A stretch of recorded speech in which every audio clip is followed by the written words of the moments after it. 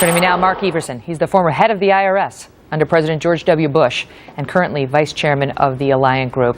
Mark, it's great to see you here. So you were the predecessor to Douglas Shulman, the one who's been to the White House during his term, someplace over 100 times. It's been placed between 100 and 160. We don't know exactly. I want to ask you first, I've heard you say it before, but I want to give you the chance to explain it, how unusual that is, that number of visits by the IRS chief to the White House. Well, I guess what I've said, Megan, is that I was over at the White House from time to time. You always go over to beg for money, frankly. That's part of your job.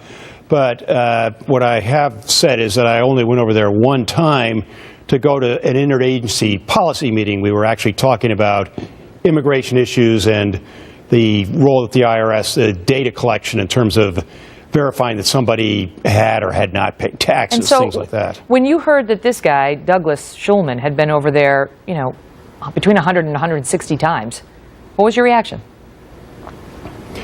Well, I think he bungled the question when it was asked. Quite frankly, there were two legitimate reasons why he might have gone over. One was tax reform. The administration was taking a good look at tax reform, but more importantly, the Affordable Care Act, both in the stage of when it was being discussed legislatively and more importantly now that it's law, there are many requirements for the service to discharge certain duties in terms of collecting information. But why so many times, and why the tax chief? The IRS be tied into the conversations about how that be done. Understood, but why so many times, and why the tax chief, and why, Mark, face-to-face meetings?